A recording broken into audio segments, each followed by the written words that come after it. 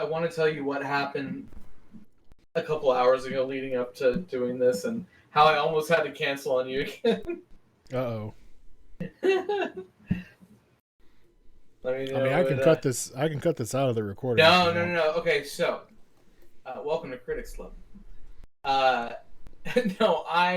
So generally I get home maybe like an hour before my wife does. And so I usually am the one that like makes dinner. And so tonight I was gonna make a almost like a shepherd's pie, but like a little bit different with cornbread and stuff like that. It was really good. So I chop up, I de-seed and chop up my poblano pepper. I have done this a fucking 1,000 times with no issue, with nothing. Barnaby, who is my blind dog, decides he's stoked that he got to eat dinner and it was good, and he's like, I'm gonna now with full confidence run around my house. Oh no. And he immediately just starts knocking over shit. And I finally I get everything, I pick up the broom that he knocked over, but then I rubbed my eye. And immediately, it's as if somebody shot a flamethrower right into my eye. It was the worst. I had to stop cooking dinner. Alyssa had to take over. I had to jump into a shower and just basically just treat it like an eye wash station. I was like, I'm never gonna be able to see out of this eye again. It hurt, dude. It hurt so bad. I mean, but it's like I literally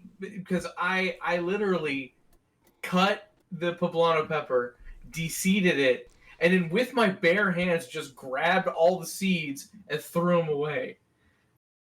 So, gloves next time, right? I have never done that. Well, I mean, yeah, but let me rephrase that. I've never cooked with gloves. I've never thought about it. Now I have, and I promise you, I'm not. I know Will Wheaton has a kind of famous story.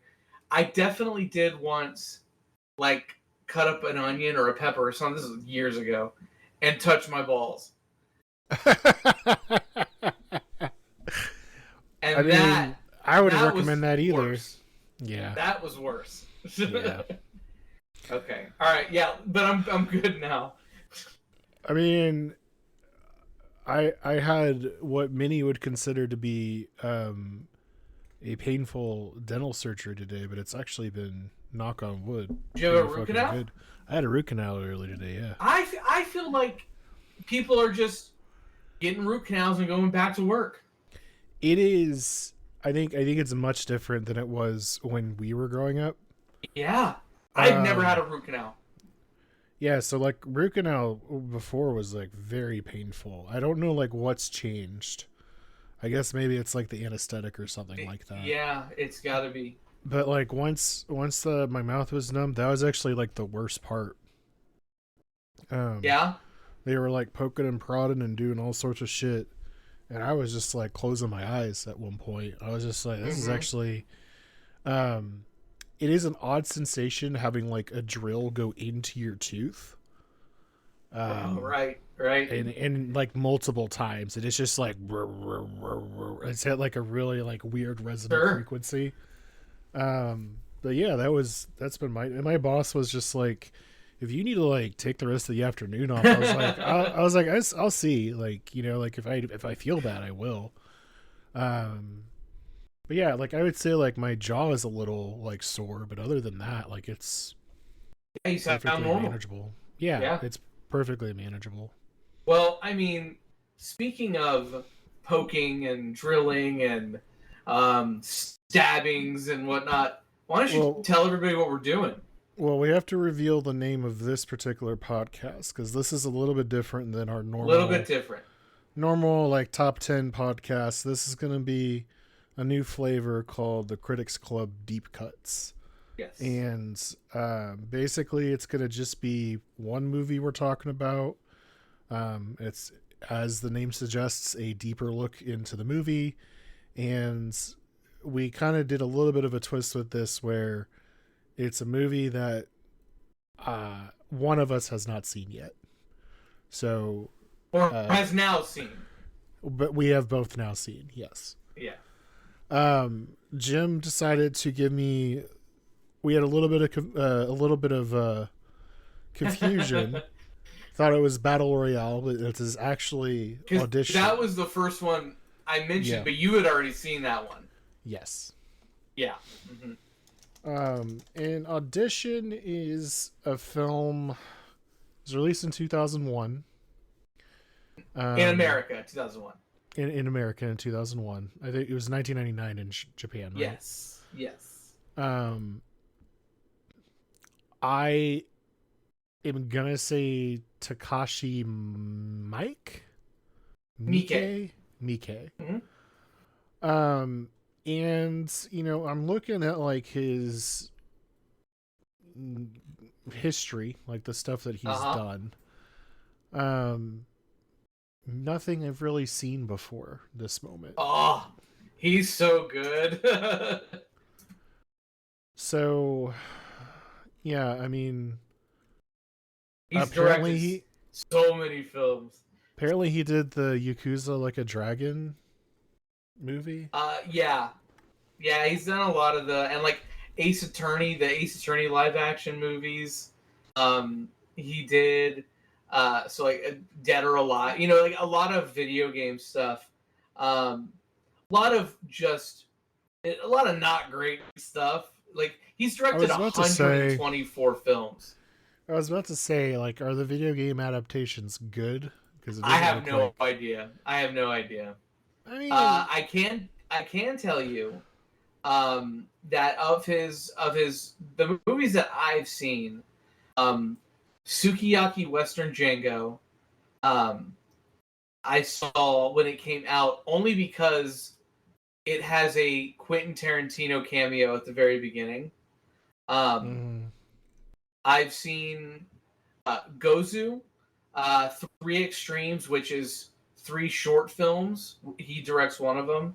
I've seen Audition, obviously, and maybe a movie 13 Assassins. That's probably his biggest hit in the States.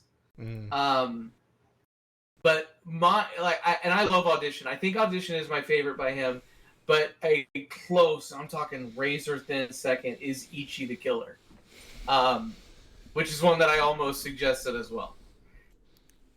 So this came out during a period of time that was The Ring was a success. The movie The Ring. Ring or Ring You? Ring You, technically. So yeah. That was a success for the original company that made this film. And so I actually didn't also realize that this is based off of a novel. Which I need to read. Yeah. So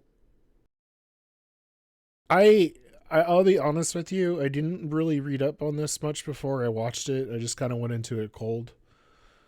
And that probably is what kind of threw me off with it so much. Just because, like, it's got a... Go ahead. It has a hard tonal shift.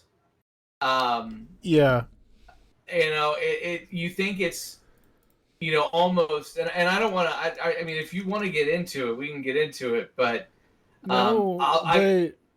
we won't get into it quite yet, but I do want to tell you about, and you may not like what I have to say about this. That's okay. But this heavily reminds me of a book called The House Across the Lake by Riley Sager. Not in terms of plot. The plot is nowhere near the same. Okay. But basically, that story, and this is spoilers for anyone who hasn't read that book yet, but Just so you're aware, spoilers for this whole. there's spoilers for everything we talk Yeah, about. like yeah. Basically, it starts off as someone is murdered at a lake, and it's well, let me rephrase that. It's like there's a disappearance, and this person who is the narrator is just like, oh, you know what? Like, I think that person got kidnapped, or they're dead, or their husband like killed them, and like you're basically like following the entire book is just like this one narrator to like talking about how they're trying to determine that this person killed the wife. And you're like, okay, I mean, this is pretty much like, Rear Window, like that kind of style. Everything is perfectly fine. And then it gets to like the very end of the book, and you find out that the lady that is missing drowned in the lake, and the spirit of the narrator's husband took over, and that spirit happens to be a serial killer. Okay, there is no inclination or anything that there is a supernatural element to this story until literally like the last 50 pages. And it kind of pissed me off. Not gonna lie. Now, I'm not saying this pissed me off, but I will say it does have that, like, to your point, abrupt tonal shift. So like a couple of times.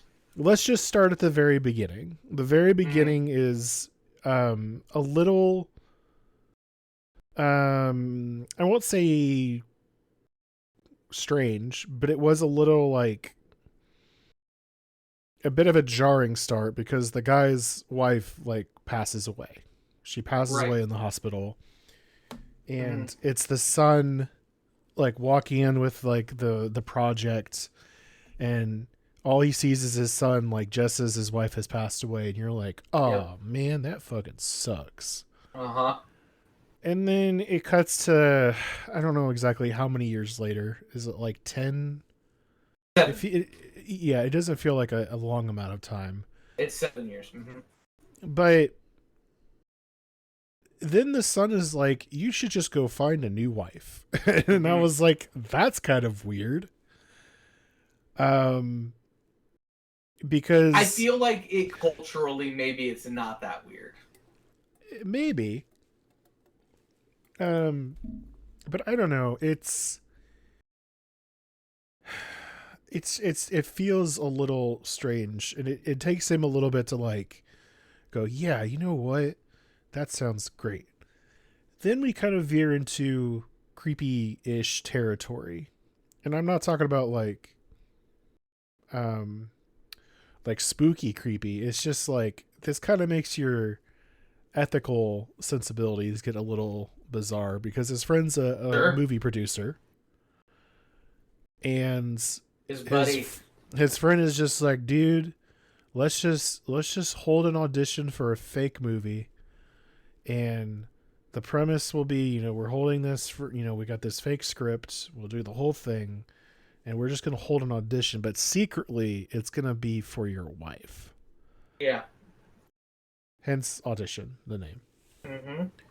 And I was just like, this is kind of scummy, but whatever. Like it is what it is. And repeatedly he gets infatuated with one girl. Yep. And I think that's kind of where you first start to get the sense that something's not quite right, because his friend just keeps going like, hey man, like her resume, like we try to follow up on it and we could not find this girl anywhere. So that's, and to kind of back up a little bit, what's really kind of interesting, and maybe you got this and maybe you didn't, but like they almost like the way that the story is told, you almost feel like, yeah, I get why Aoyama is doing this. Like, this makes sense. Like this is a great way to find his next wife, and you get. I mean, you ultimately once you feel that way, you get fucking punished for it. See, But yeah, I never once thought that this was like a good way, because it feels like to well, me go back to he 2000. Go back to 1999 Japanese culture. That's I don't like, but like objectively speaking, as I don't know, like maybe I'm just like this is just my sensibilities at heart here, but like well, it is. it's dishonest. It's I of dishonest, course. It's and but in the grand scheme of things, and I mean it still happens today, especially with like very traditional ideas of like what Japanese masculinity is. Women are often auditioned, and most of the time, yeah, they kind of know it. It's just dishonest, yeah. um, like to the core. Um, but But as you were saying, I feel like he got real horny. He was just like, God damn, I I haven't been mean, laid in 7 years. I'm yeah. horny. And, as they say, like he's just thinking with his dick at a certain point. Well, and she presents herself. Asami is her name. She Yeah. presents herself as this submissive, quiet. I'll do whatever it takes to make my husband happy, which ultimately is not the case. But um, that right there, in a way, kind of seduces him. And I don't know if Asami knew what was going on or saw through what was going on the whole I time. I feel like it's implied that her whole thing is this. Her whole thing is making a man fall in love with, and there's another movie that I feel like has similar echoes to this that started Well, I carried mean, over good. there's I Spit on Your Grave from 1974, where Oh, basically, um, Promising Young Woman. okay, It's let me like the premise of that is basically she works in a coffee shop.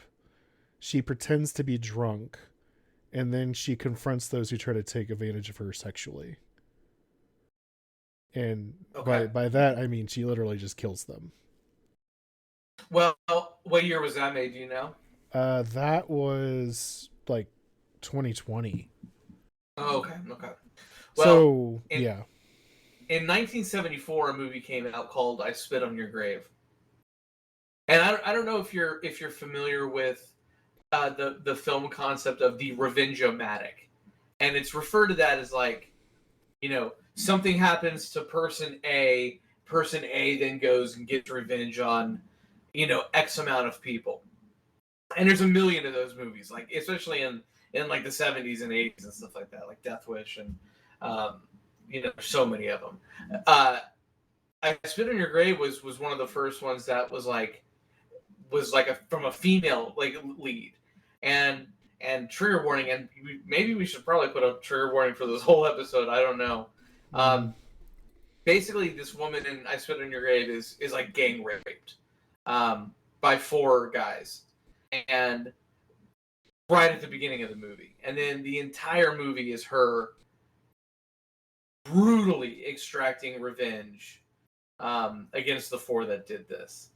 Um, and she's doing unspeakable things to these men, but you're crazy. You're on her side because of just how insane what happened to her.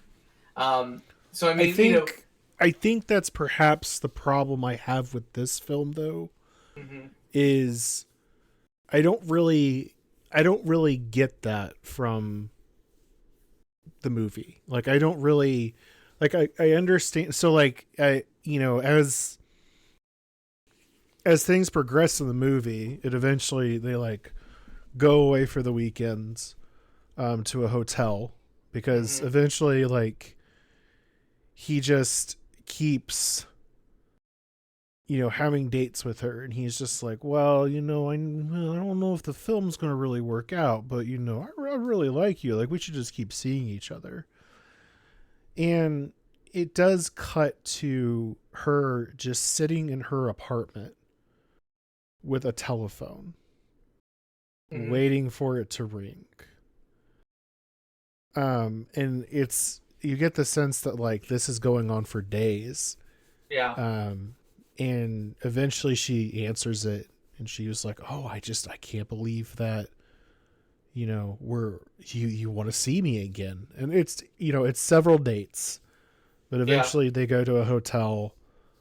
And he's just like, I'm gonna propose marriage to this girl, like I'm ready, she's the one. Well, and to back up a little bit, um, Asami is like an abused person. Yes, Is, yes. she is violently molested, like in at a young age, and so she unfortunately has had to deal with this type of violence and sexual abuse her whole life, and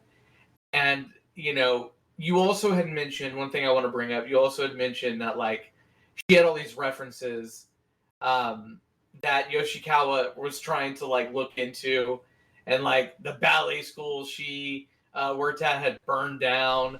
Um, her like ballet instructor had been found dismembered, um, Hmm. and like she all these red flags, and like Well, Aoyama but keeps going after her. none of that really, like, none of that really happens though. So like he gets suspicious, like the references aren't working out. Yeah, But they basically, he's just like, whatever, it's not a big deal. They have sex. that's the Um trigger. that's the trigger, but on top of it, that's where you finally first see like the burn scars. And then Hmm. it gets a little strange because she's like, you need to like pledge your love to me, Yeah. like only me. I'm the only one you will ever love. And Hmm. he's like, you know what, cool. And you can tell there's a sliver of guilt that's in him, because when he first is like calling her repeatedly, he like puts the photo of his wife down, Yeah. and just like face down, he's like, oh no, my ex-wife can't see this, like I'm betraying her. um and so you're like, all right, I feel like a little bad for this guy. um but then like she just leaves, like they do whatever, and then like he wakes up and she's just gone. Hmm. And then it takes like a long time for him to like really like start tracking him down, and that's at the dance studio. That's where he like starts to go, oh, okay, this is not quite what I thought it was. Yeah. um the guy with the guy at the dance studio, question for you. Uh huh. Did he, were like his like legs like sewed to, I didn't quite understand what was wrong with him, because like his Uh, feet were like, they look they looked like they had been like sewn together, or like sewn to like a metal rod or something like that. Like it didn't look correct, if that makes sense. no. Something fucked him up, and the idea is that it's her. Yeah. Um, and but I can't tell what it is. That is, I'm trying to. I haven't. I did just watch the movie again, but I had it on like in the background. Um, Well, but like this is where they start to reveal like Yeah, he tortured her, burning her legs when she was a kid. yeah, I think it was implied that she was molested. yeah. And I this is the part where like I have sympathy for her because obviously that's an awful situation. Mm-hmm. But it seems extreme because she like he's not dead. No. He's not dead, and if she had started to um basically like we're getting into the like the nitty-gritty here Mm-hmm. where like it's implied like hey she worked on a bar and that person was murdered and dismembered Mm-hmm. and like this guy that like obviously was the one that did it to her like is it just because and that's where I'm like starting to wonder like if she didn't like do something to his legs because she's like you know what you did to me wasn't shouldn't be solved by death. I Well, want you to suffer yeah. like I suffered. And that I makes mean, that's sense. her whole thing. That makes sense to me. But the like we don't quite know what the owner of the bar was doing. No, that's kind of left. It's ambiguous and that's kind of why Well, there's so much of this movie is ambiguous. and that's kind of what bothers me so much is it's really hard for me to have sympathy for her when and I don't know if you're supposed to. That's the other thing. That's the other thing. Are you even supposed to? But you know like that's where it gets a little bit into the body horror aspect because Oh yeah, you get we'll talk about the bag here in a bit. well the extra tongue and extra ear and 3 extra fingers Mm-hmm. and like having you know he has the protagonist has hallucinations of the body pieces and I was like okay this is starting to feel a little bit like Evil Dead to like But just are like they hallucinations? that's I mean I don't know that's the other thing there's a lot that happens in here that you're not quite sure if it's Yes. real hallucination is it drug induced I mean Mm-hmm. obviously hallucination can be drug induced but um Well, there's yeah 3 ways to look at the ending. There's the literal, and I don't want to get to that just yet. But there's the literal ending. There's the hallucination, and then there's like the metaphorical, like yeah. But you mentioned that they went to a hotel and they had sex.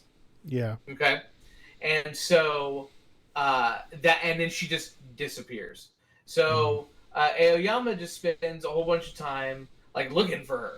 Mm-hmm. And can't can't he can't find her. He goes to the apartment, and something that is in the middle of the apartment that you the viewer can see is a big giant bag, like a burlap sack. Yeah that's right And I don't know if Aoyama sees it or anything like that. Um, but when he's looking away, you see that bag move, that yeah sack move. Um, and then Aoyama just kind of leaves. They cut to daylight. So I assume maybe the next morning, or however long. Um, you want to describe what happens, or do you want me to describe what happens? you can describe it because this is the part of the movie where I started to get mad At me? that a little bit because I was just like you son of a bitch you didn't tell me that this was going to be that kind of movie and there and once we get to like near the end of the movie I'll tell you my thoughts and feelings. Okay. So you hear Asami enter the apartment. She very like I don't want to say whimsically, but she like sweetly like kneels before the sack, and it kind of unties it, and she opens it up, and then out comes a man, Mm-hmm. no feet, missing most of his fingers. His mouth is sewn together. It's revealed he doesn't really have a tongue, um, and he crawls over to her like a dog. Um, I watched this movie when I was in high school, and it's one of those movies that, like, when I was in high school, it was like, oh, this is great. It's so gross out and stuff like that. Now, I still love this movie, but it just adds to the absurdity of, like, the tonal shift of the human experience. She takes a metal dog bowl, and she vomits into the dog bowl and puts it down at the and I'm air quoting man, and he like devours it in a very creature like, devoid of any humanity, sort of way. He is not a human being anymore. Um, they don't, they don't ever clarify who it is, like in from her past or anything. But it's one of the more famous and terrifying moments in Japanese horror history, because it happens so quietly. There's no real crazy build up to it. It's just a quiet, subdued, this is happening. No different than she went and fed her little puppy dog or something. Yeah. Well, and yeah, I mean, yeah, it was gross. I think it's heavily implied to be the bar owner. That's what I think too. I feel Or like, the record producer. yeah, but it's like, this is where I kind of go back to struggling with it. It's like, what? Like, at what point does she break mentally and just go, you know what? I'm in control of the narrative now, and this is how I'm going to treat people.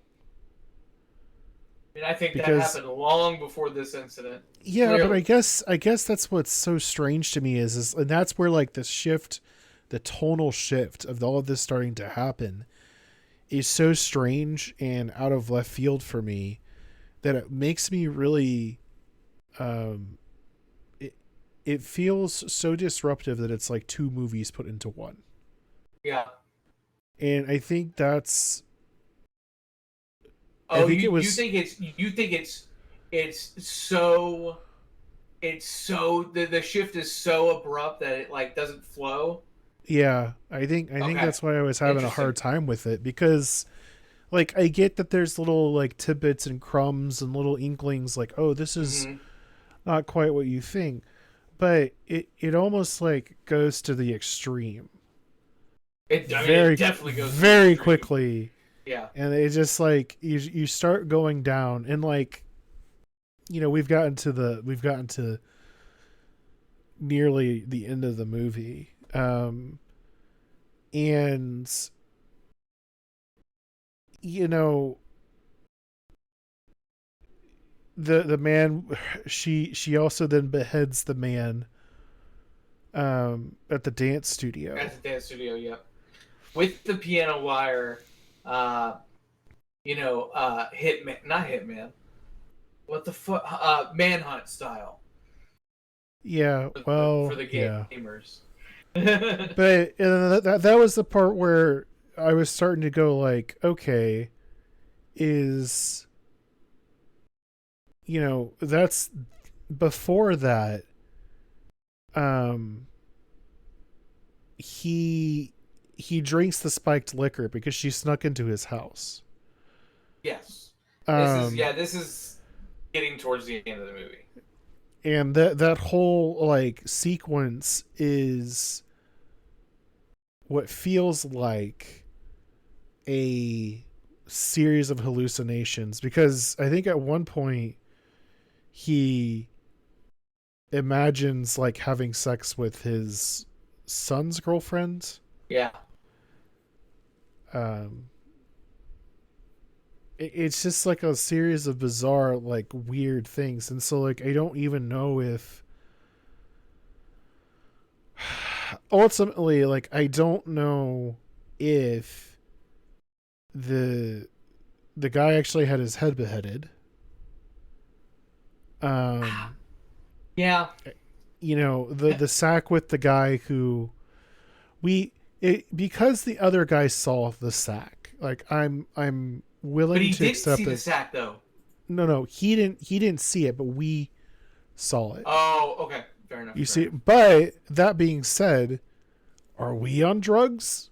Like, are we the Right. viewer? Like that's it's a level of surrealism that you're just like never really sure like what you're watching is true. Um, One thing that was unforgivable for me in this entire film, and I'm glad that Julia didn't watch this, is that she kills the dog. Yeah. That dog did not deserve to die. I mean, no dog in any movie deserves to die. That is regrettably Unforgivable. that's yeah, that's the worst part of the movie. Well, okay. Yeah, I'll say it's the first worst thing, and then Yeah. followed closely by, um, so she, like he like wakes up, and she's After having his whiskey spiked. yeah, and she's like, hey, Mhm. you know what? You're injected with a paralytic agent. Your muscles are just you're disabled. You can Mhm. still you're conscious. You're able to feel. And this is the part where I was just like, God damn, that would suck.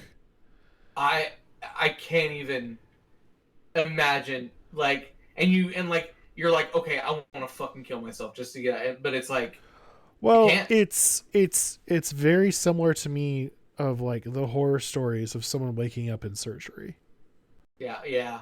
And you're just like you're locked in your own body, paralyzed, and you can't even do anything. Um, which as has never crossed my mind throughout my entire life. Um, until like I heard about the one guy that like woke up during surgery. Thankfully, that happened after I've had my surgeries in my life, because I was just like, man, I'm already worried enough, Sure, but on sure. top of that, um, but yeah, like this is the part. This is where it veers into like straight horror for me, Mm, because I could argue the stuff before it was hallucinations, horrific hallucinations, but potentially just hallucinations. Um, you know, she then starts going off about like, hey, like just like everyone else, you failed to love only me. mm. And she's like, you know what? You can't have feelings for anyone else, including your son. Um, Needles in the abdomen and below the eyes, that hurt. Oof. Yeah. That hurt. But what hurt me personally even more is when she just starts going at his foot with the wire saw. Yeah. And it's at this But it was stage where I'm piano just wire. like, yeah, but it's at well, yeah, piano wire, but it's at this stage where I'm just like, okay, I get it. I get it. Like there something's gonna happen and it's gonna stop and it's gonna be fine and he's gonna be fine. And it doesn't stop. It just keeps going and his foot just comes off and you're like, holy shit. Mm. Holy shit. I just watched like what I feel like was real torture. Like I Yeah. realize it's a film, but I was like, this is fucking like the shit that like if a real serial killer like invaded your house and it was just like, you know what, I'm gonna kill you, but I'm gonna kill you in the slowest way possible, and no one's coming to save you. That's the part where like that's where that movie like turned into. Oh yeah. Yeah. I mean, so basically, yeah. Just to reiterate, and she's very like, cute, and I've used this word a couple times in like a cutesy like nonchalant way, she's like almost singing the word Kiri, Kiri, Kiri, Kiri, which means deeper, deeper, deeper, deeper, deeper. Oh, With the you can needles. tell. You can. So this isn't even like. I think it's a euphoria that is not sexual, but it's a euphoria where she's just like it is just an endorphin rush for her, and it's just making Yeah. her so happy that she's in Mm-hmm. control of this situation. And you can tell like it doesn't get any um like the satisfaction for her doesn't get any, it's not diminished. Yeah. Every time she gets to do this, she's just like, oh, this is so great, this is the best. Mm-hmm. And This makes all of my pain and suffering worth it. yeah, and it's You just know. it's like a high for her, it Yeah. has to be. Yeah. um And the process of it all, and yeah. so and it's just like, that happens, and then she And he's starts going awake. on, And, and yeah, he's he's awake for awake. this, and he's feeling every part of it as well. Mm-hmm. So like I can't imagine. I mean, I hate to say it, but like amputations back in the day, there wasn't really an aesthetic for that. No. So like there's I mean, there was in 1999, but like, but yeah. like you would imagine that person would just pass out from shock at some point. Right. And I think that's kind of what happens because like she starts The prep his other um foot. going through the foot, his son returns home from school, Yeah. Mm-hmm. and so she starts trying to attack him. Yeah. um he wakes him up back at the hotel, and he's just like, oh Jesus, it was just a nightmare. Well, um and the son pushes her down the stairs, and you yeah. think she's been killed. Oh yeah.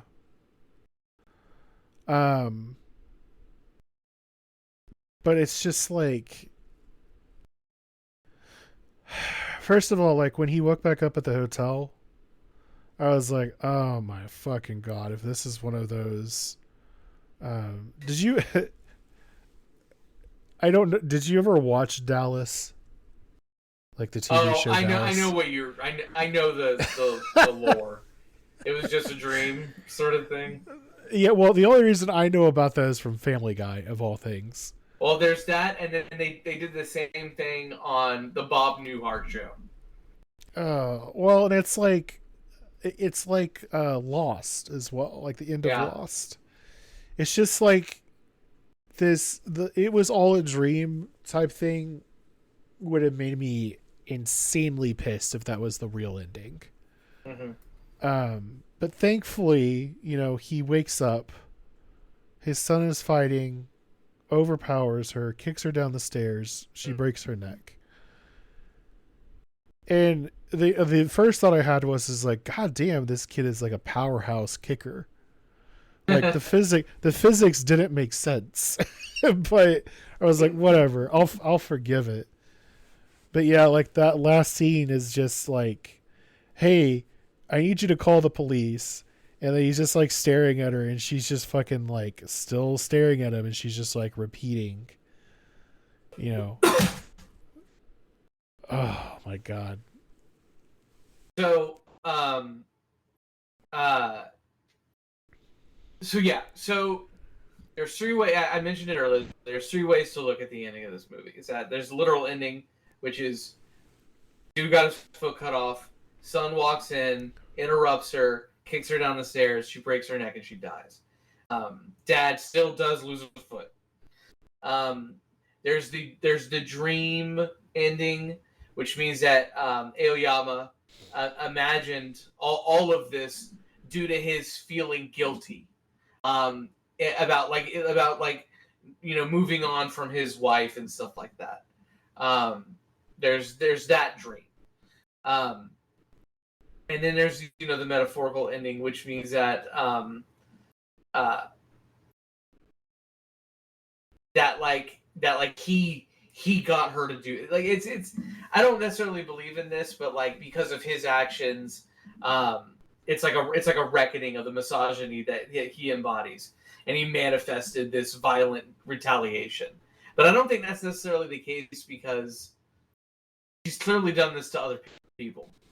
She definitely has a process, and if even if he does, say I love you, and does truly love her, and they get married and they are together for 10 years, but then whatever fight or something happens that like triggers her, like, oh, he only wants me for my body or something like that, she's then gonna do it. Yeah. Yeah. Which, so I go back like, and obviously, like that obviously will never happen. Right, exactly.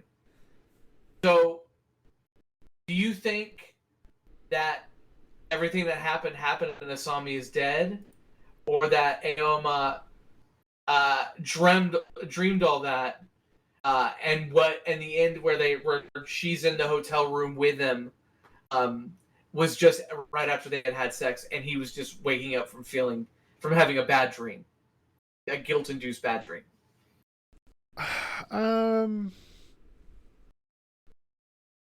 There is no right answer to this. There is no. I do feel like, logically speaking, it would make sense to me that she did die. Right. Now, it wasn't a little sensational in how she died, sure, but it feels like you mentioned how improbable that kick was. Not improbable in a dream. Yes, but I would say, like, up until this point, or was it just shot stupid? I think it may have just been shot stupid. Yeah, or exactly. I just think that that's just, for lack of a better, like, that could have been inspired by so many, like, kung fu movies. You know what I mean? Like, sure. It's just, oh yeah. And it's just one of those things where they're like, well, we need to kick her down the stairs. And he's like, all right, just fucking power kick, and she's gonna go flying because she's so light. Yeah, we complain about how cliche lens flares are, and that crazy karate kicks could be Japanese lens flare. I don't know. Yeah, but I think like it's probable just because like everything that he knows is building up to this, and his hallucinations really didn't start until he had sex with her. Yeah. And I think go ahead. Sorry. Well, I think it was implied also that she may have drugged him after they had sex. Right. Because he had like a hard time like getting up, like waking up. Right. Right. So, but like even before that, like her background, her history, like it's a little suspicious. They finally get to the point where like he's like, "Oh yeah, I'm gonna marry you," and only then is she like, "Okay, well, I gotta make sure that like you're actually gonna stick around." So, and if anything, I feel like that was her like test. Yeah. To be like, are you actually gonna pursue me? Do you only love me? I also agree with you. I think what we saw is what literally happened.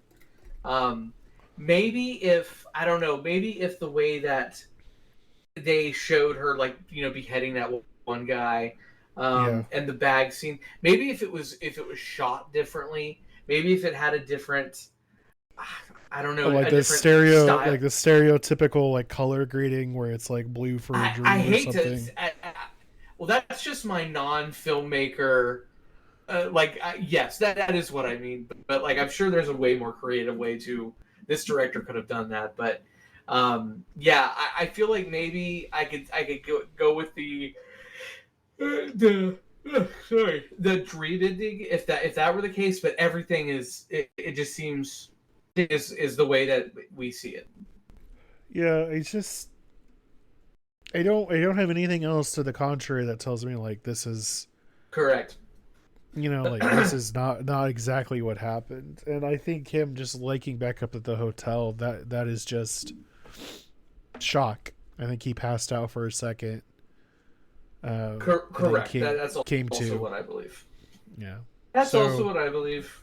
So that being said, I felt bamboozled by you. Well, wait till I tell you what I'm about to tell you if you're feeling bamboozled. Oh no. Okay. Go ahead. So real quick, so Miike, this film was marketed, meaning trailers, TV spots, posters. This film was marketed as a romantic drama in Japan. Oh, jeez. So imagine you go for a light date night out to see this movie in 1999. You're thinking you're going to see Sleepless in Seattle-esque type movie or something like that. And then you watch this. It's fucked up, man. It's, people were horrified. And, he intentionally did this, because there's no... 1999, even though, like, to us, maybe that doesn't seem like that long ago, we're not conversing via the internet. There are no podcasts. There are no... unless you're watching Siskel and Ebert or Japanese equivalent, you don't know. So you think, like, oh, I'm going to take my girl on this date to see this romance movie, and then this happens to you. So you talk about bamboozled. I may have bamboozled you just a little bit. Yeah, I mean, that's the thing, like, this isn't even like a M. Night Shyamalan like style twist. This is just like, hey, by the way, this person's gonna get his foot cut off, and you're gonna watch it, and it's not gonna end. Yep. And no CGI used in that scene too. Yeah. No CGI. Real piano wire, and the sounds were chicken carcasses. That's not right, man. No. So I should have told you this beforehand, but I do want you to give it a rating from 1 to 5 stars, or less than 1 if you want to give it less than 1. But I will say, I'll give you mine first. I have on my Letterboxd account, I have 28 films that I have rated 5 stars. This is one of them. I'm going to give it a 3. Okay. That's better than what I thought you were going to give it. I'm going to give it a 3 because I appreciate... I can, on one hand, I can appreciate being bamboozled. Mm-hmm. I kind of go back to that tonal shift where, again, I realized, like, afterwards. You think it was too abrupt? I think it was too abrupt, and I felt like they could have done a better job of, like, seeding that. That's fair. And maybe that's just, like, my, sensibilities of, like, I want, show not tell. I think you could have showed but not tell a little bit sooner to, like, really connect it and seed it properly. Right. And maybe that's just not even how the book was written, and that's perfectly fine. I gotta read the book. Yeah, I always forget that it is a book, and I think it has an English translation. Yeah, I know, like that, like in the early 2000s, with the success of, like, The Ring, not Ring You, but The Ring, they put in English a ton of Japanese horror books. Battle Royale, The Ring. I think Audition was one of them. Yeah. I mean, it's just, I don't know, like, horror films are good. I just wish I would have known it was a bit of a horror film at some point, and maybe that's I can't believe, as long as we've been friends, and I feel like I've talked about this movie a lot, you didn't know that it was a horror movie. It's just one of those things with, like, a name like Audition. Yeah. That, like, it kind of filters to the back of your brain. You're not really thinking about It's so innocuous, yeah. It's subtext, you know. Yeah. So, but yeah, so I feel like this was, you know, our first episode of Deep Cuts. Enjoy talking about it. Did we decided on the next one, right? The next movie? No, not that I know of. Oh, is this the part where I get to go to my shelf and see if there's a movie that you don't know about? And you don't have to tell me now because I know I didn't tell you at the end of at one of our podcasts. If you want it to be a complete surprise for the listeners. Potentially. How are you with Terry Gilliam films? Let's see if I know I've seen a couple.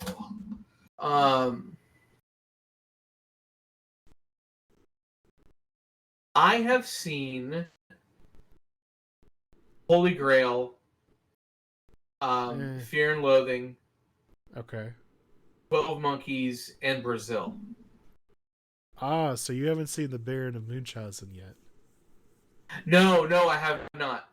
Okay, we're gonna watch that one. The Adventures of Baron. Okay, is it a Monty Python movie? No. No. Okay. No, Terry Gilliam, Monty Python. I have to try to remember this. He didn't actually direct. He did Monty Python and the Holy Grail, and then he did Life of Brian, I think. But I think those are the only two. I don't think he did Life of Brian. I think Life of Brian was. No, hold on. Maybe I'm wrong on that.